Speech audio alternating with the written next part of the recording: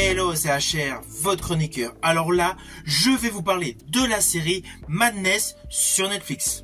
C'est une série totalement folle. Le suspense est extrêmement réussi dans cette série. Avant d'aller plus loin, n'oubliez pas, si vous n'êtes pas abonné, pensez à le faire. Pensez à la petite cloche pour les notifs. Let's go!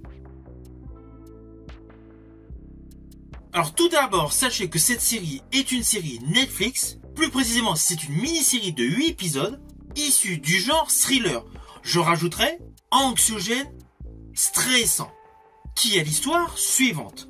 Nous découvrons un journaliste très populaire, Michael Daniels, qui, à la suite de plusieurs semaines de boulot intense, décide de louer une maison dans un endroit isolé. En faisant son jogging, il fait la rencontre d'un individu assez sympa, au premier contact. Ils discutent ensemble quelques instants, puis reprend son jogging et retourne dans la maison. Petite maison pour des vacances en solitaire. Comme elle est dans un coin assez isolé, problème de Wi-Fi assez classique.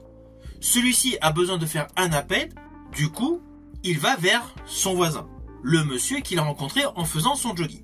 Et là, toute l'histoire de la série commence réellement. Il découvre un corps totalement démembré dans un cabanon.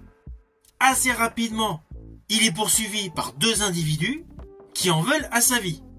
Un petit côté chasse à l'homme dans ce début de série.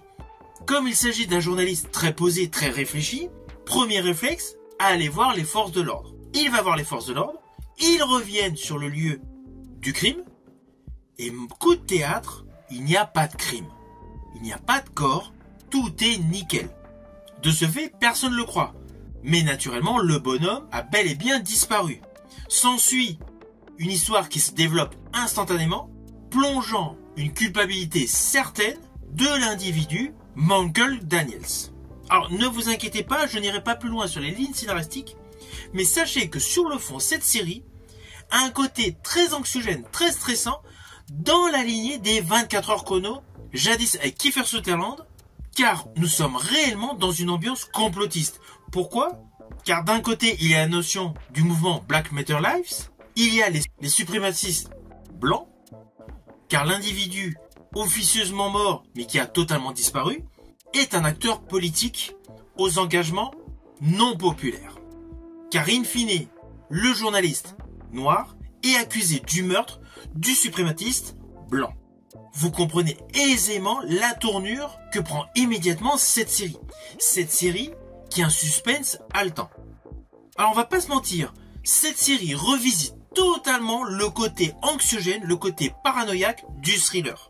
Avec un acteur, jouant le journaliste, qui colle parfaitement. Colman Domingo, on l'a vu durant plusieurs années dans la série Fear the Walking Dead, une série que j'affectionne. Et justement, son interprétation est en totale adéquation avec le côté paranoïaque de cette série. Alors c'est clair, la prestation de Colman Domingo porte totalement cette série, qui, partant d'un postulat de thriller d'enquête, bascule totalement vers des contre-vérités, naturellement ponctuées de stress, de poursuites et de jeu du chat et la souris. Au fur et à mesure que vous allez découvrir ces différents épisodes, vous allez ressentir une ambiance raciste vis-à-vis de ce personnage afro-américain que tout désigne comme coupable. Alors oui, il y a un côté très classique, un archétype vu moult fois au cinéma. Mais c'est bien joué, c'est bien présenté sous forme de série. D'un certain côté, on pourrait se dire que ce film est une adaptation de La mort aux trousses avec Cary Grant, mais produit par Jordan Peele. Ce mélange de style, de technique et de réalisation semble réellement donner l'impression que notre journaliste est seul face à la terre entière. Tous les faux semblants sont de mesure. Comme dans La mort aux trousses d'Hitchcock, personne ne croit Cary Grant. Et pourquoi je dis Jordan Peele ? Car on ressent réellement, en fond de commerce, une ambiance Get Out. Alors, aux côtés de Colman, le rôle de Lucy Snipes est topissime. Il est interprété par Tasmin Topolsky. C'est le personnage de la veuve du suprémaciste blanc. Son rôle de femme totalement paranoïaque, qui est obligée de réintégrer son clan de racistes pour avoir des réponses, est totalement cohérent. Cela apporte une plus-value à la série. Sur le fond, elle est totalement antagoniste au personnage du journaliste, mais elle est indispensable. Sans elle, il ne peut pas y avoir d'évolution scénaristique. Car on va pas se mentir, j'étais persuadé que nous allions basculer vers les hautes sphères politiques. Et ce n'est pas du tout le cas. Alors ne vous inquiétez pas, je ne vous dirai pas. Mais son rôle est réellement indispensable et vous allez le comprendre le pourquoi lorsque vous aurez vu la totalité des épisodes.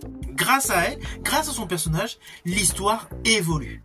Je rajouterai que l'intrigue policière de cette série Madness est essentiellement dominée par une tension psychologique persistante. Et la photographie, avec ses côtés très sombres, accentue cet effet. Chaque plan séquence fait monter l'adrénaline. Alors oui, naturellement, lorsqu'il demande à son ex-femme d'aller chez sa mère, là c'est un plan classique, avec une photographie assez classique. Mais dès qu'il est dans le stress, dans l'angoisse, il y a moins de luminosité, il y a des contrastes qui sont mis en exergue, ce qui accentue par le biais d'une belle photographie sombre, tous les moments anxiogènes, les moments importants, où les tensions psychologiques sont palpables.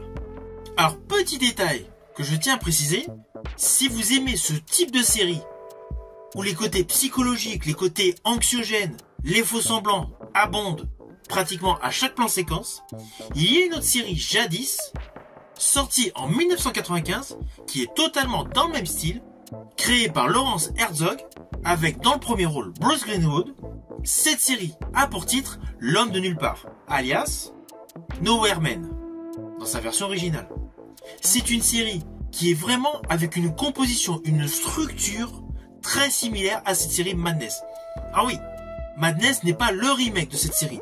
Mais si vous connaissez cette ancienne série de 95 et que vous la comparez à Madness, vous allez vous apercevoir que la structure, que la construction, que les arcs narratifs autour du personnage principal sont faits dans le même style. Lorsque j'ai vu cette série Madness, forcément la série L'homme de nulle part a fait écho. Ceci dit, je précise bien, Madness n'est pas du tout un remake de cette série L'homme de nulle part. C'est juste sa conception qui est similaire. Alors au final, naturellement, c'est une série que je vous invite à découvrir sur Netflix. On va pas se mentir, les 8 épisodes se visionnent très rapidement. On se demande s'il va arriver au bout du tunnel. Ainsi, cette série tient en haleine du début jusqu'à la fin. C'est pour cela que je vous invite à la découvrir. Si vous avez aimé la vidéo, n'oubliez pas, petit pouce vers le haut, pensez au partage.